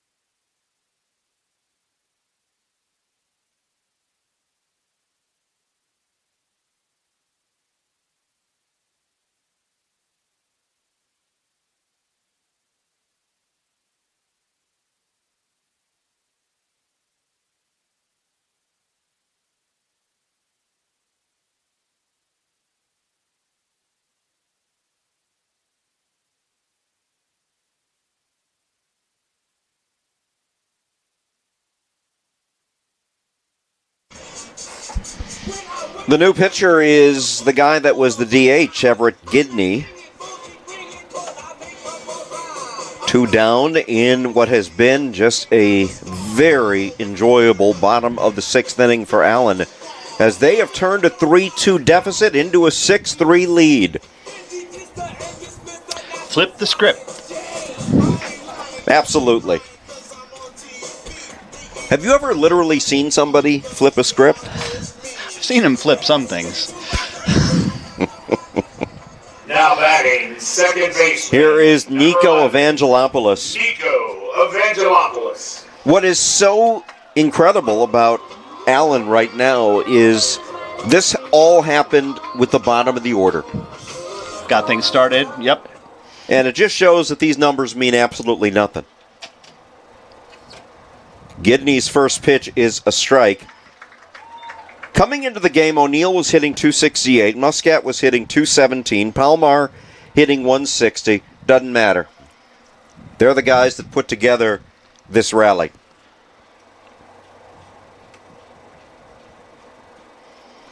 Outside, 1 ball, 1 strike. Although, let's not forget, Shea Young getting things started with that single. And, of course, Blessing getting hit by the pitch. And that was it for Leishman. That was the difference right there. He had just gotten Chandler Hart to pop up. Swing and a miss. And when you hit Blessing and you brought one of the hottest hitters on the team in Carson O'Neill up, and then he reaches on the error. So if McKinney loses this game, and this one is skied into foul territory, and it is going to leave the yard, so it's a foul ball, 1-2. McKinney is going to get on their bus on the way back, and they're going to be kicking themselves for, I'm sure what they'll see is giving this game away. Well, they gave away 2 runs in the second inning as well. And you're right. I mean, there were 2 out, runner on first base, and then all of a sudden the wheels come off with a hit batsman, and then there. 1-2 the count. Can't give Allen a chance like that. Nope. Outside, 2 balls and 2 strikes.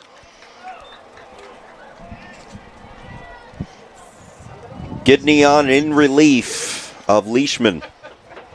He ain't an umpire. You really could make an argument Leishman deserved a far better fate. Agreed. And that's popped up. Coming in is the first baseman Ramos, and he makes the catch. But suddenly, it is last chance time for McKinney as we go to the top of the 7th, 6-3 Eagles. Today's broadcast is brought to you courtesy of the Allen Eagle Home Run Club. Be sure to visit them at www.allenhrc.com and click Join Allen HRC on the top menu to show your support for today's broadcast.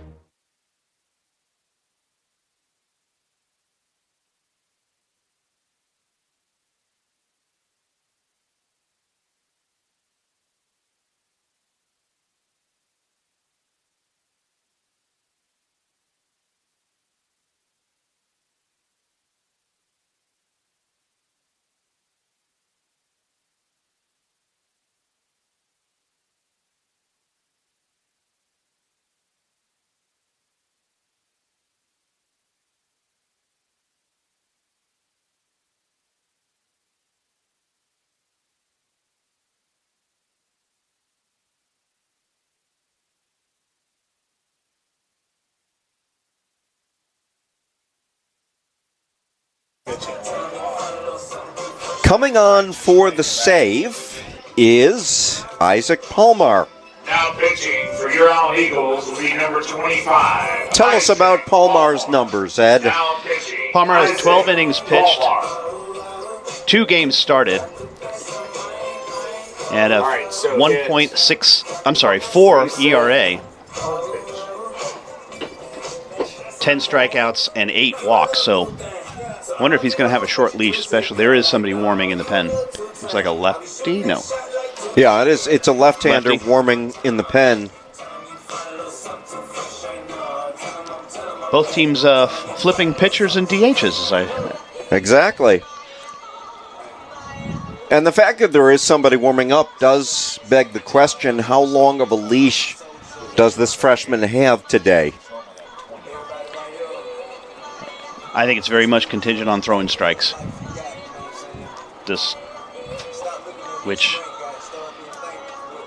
That's what JW did such a great job this whole game. Same thing with Brooks getting strike one. Well, here is the key. You don't want to get to the top of McKinney's order. And right now you're going to be facing 7, 8, and 9. Roger Washington, Rylan Fontana, and Nikai Parker. And if either or any of them reach, then you go to the top of the order with Jacob Kuhn. That's what you'd like to avoid. Yep. Collective 1 for 6, right? Yeah. You want Kuhn leading off the bottom of the first tomorrow. Palmar's first pitch misses a bit low. He had some speed on that fastball, but couldn't find the zone. 1 ball, no strikes. And it misses inside. 2 balls and no strikes.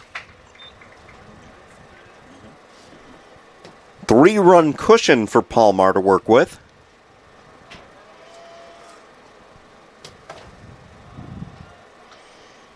That's a strike. Good fastball. 2 balls and a strike. And you can tell he's used to pitching where he's coming in as a starter. Just this little mini windup that he's got going. For people who are relievers always start from the stretch. Popped up foul over the booth.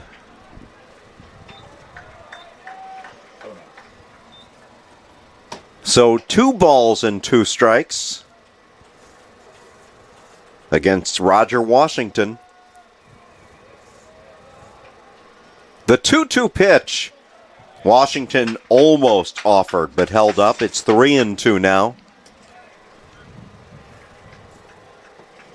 3-run lead, but the only thing you can't do is walk. Fontana on deck.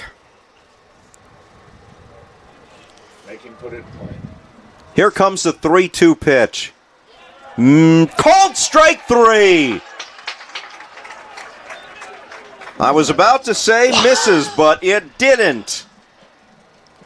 And give a lot of credit to Palmar for coming back in that count after he was down 2 balls and no strikes. Gotta say, I don't know about that. I think it was ball 4. I really do, but... All right, we're on the same page then. Yeah. And the first pitch to Fontana is a called strike. Yeah, Miles Day, is the pinch hitter. Day spelled D-A-I. Ooh. And he golfs one toward left. Muscat moving back, makes the grab on the warning track.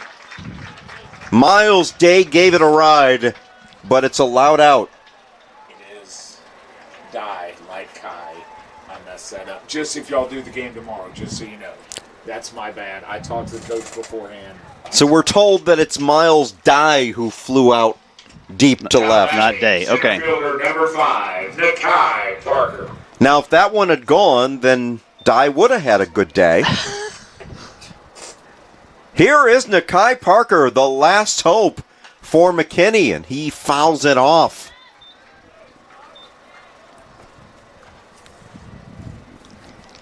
So would this be a save for him? No, it would because it's 3 or 2. 3 runs, yes. Save. It is a save situation. Okay. Isaac Palmar 1 out away from the save. 1 ball, 1 strike. Same 2 teams tomorrow, but at McKinney's place and a few hours earlier. Gets underway at 1 o'clock. And that ball is lifted toward left field. Muscat coming over. That's a foul ball. Here I'm thinking, wouldn't it be great if that last out was in the one place where I couldn't see it made? It's kind of like when we announced at Globe Life Park football. However, Palmar is 1 strike away from ending the ball game. You know those loud fans that were here from McKinney? They're very quiet right now. They are very quiet. 1-2 outside, 2-2.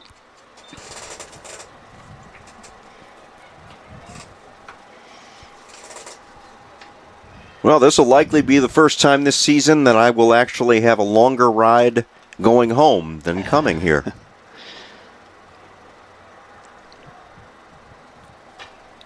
And again, spoiled by Parker. All the kids off from school this week, so sometimes it's a little bit lighter than normal. I'll let you know when I'm stuck in traffic somewhere on the bush. You be sure to text me. Yeah. 2-2 pitch. Good. In there for a cold strike, and the ball game is over. Great job by Palmar, and a great job late by Allen to come back and win this one by the count of 6-3. Ed is going to head down and try to get somebody for our post-game interview. In the meantime, I'll tell you that Allen won this game 6 runs despite only having 5 hits. McKinney, on the other hand, out-hit them 7-5, but they lose this one 6-3 because of the errors. No doubt about it, that was the difference in the game. 3 huge errors committed by McKinney. And we will look forward to tomorrow. But in the meantime, we'll find out who Ed is going to be able to get. And hopefully it'll be Caden Muscat or Isaac Palmar, one of those two guys. In the meantime, we'll take a break. We'll come back with the post-game interview. Your final score, Allen 6, McKinney 3. Stay with us.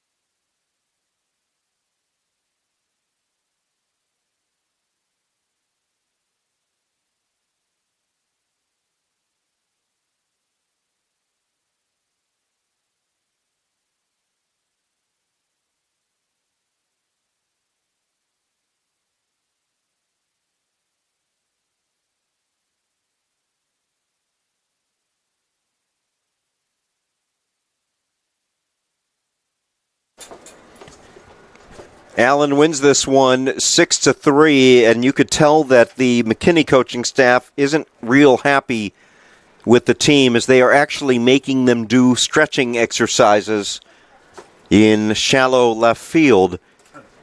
It actually started when they had to do sprints to the wall and back. So they are not too happy right now, I would guess, but they have no choice. After really, and again, this is the credit to Allen. Good teams take advantage of gifts, and McKinney gave them a few with those errors, ultimately proving to be the difference in this one. As Allen leads it, or wins it 6-3. And I'm looking over, and I believe that is Caden Muscat. All 6 unearned. All 6 runs for Allen unearned today. Wow. Now, at least we got hits to get him home. But Now, Caden Muscat, who's going to be joining us, boy, did he play a pivotal role with the go-ahead 2-run single in the 6th inning. You'll be able to see yourself on the camera. Went 2 for 3. Also reached on an error. And here he is, Caden Muscat, joining us in the booth. And first of all, Caden, again, you're making your broadcast debut. Are you nervous? No, sir. I'm ready. Good, good. I'm very glad because this is a piece of cake compared to what you just did out there. congratulations, the go-ahead 2-run single. Boy, can you remember many more clutch situations than that? No, sir. Maybe a few pitching ones, but definitely never hitting like that. That was a big moment. Yeah, it really was. And when it first left your bat, I thought for a moment that the right fielder was going to come on and make the catch. Did you also feel that way? I thought, because everything up here hangs, so I thought it might have got a little bit too much backspin. It might have got caught, but we got it down. Fortunately, it bounced in front of Washington. 2 runners scored. You had a great day overall.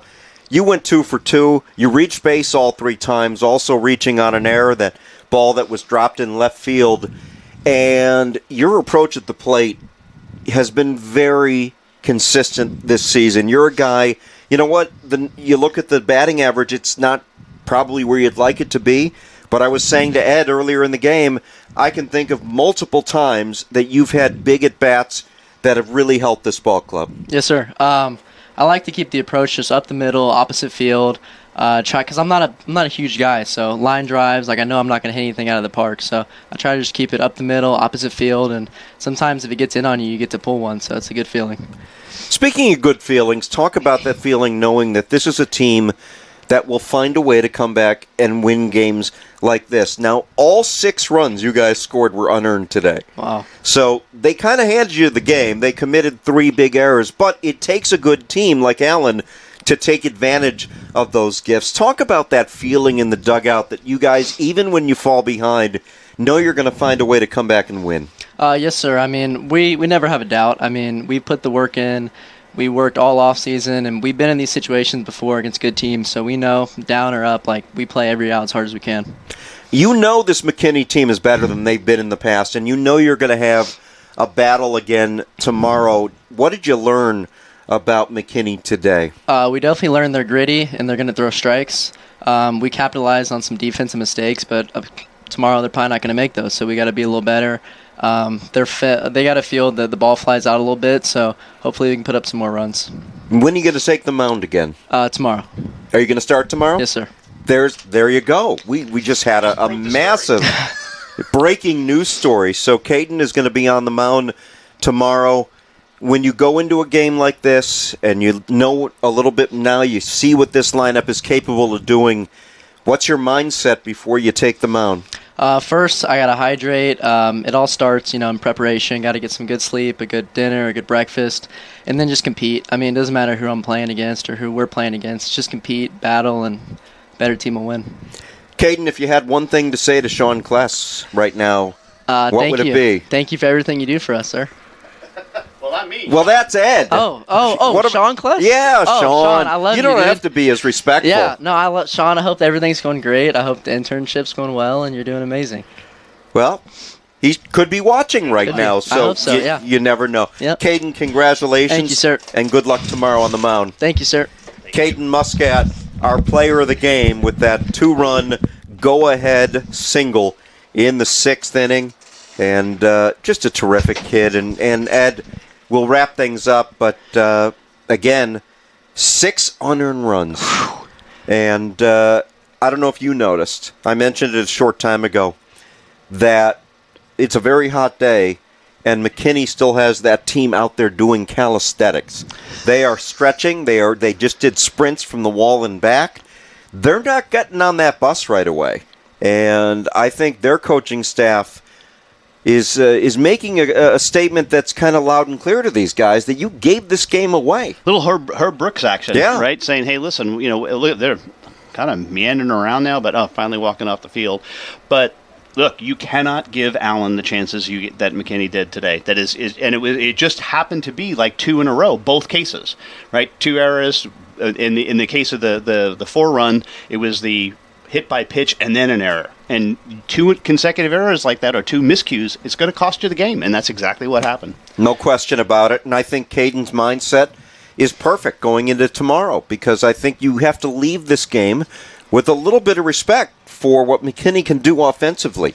He knows it's not going to be easy for him, and like he said, if McKinney plays a solid game defensively, doesn't commit those errors, tomorrow is probably going to be another very tight game that could be decided at the end. It's exciting to see that you have a team like McKinney competing, haven't been competitive in the last couple of years, just makes the whole division or district even more exciting to play.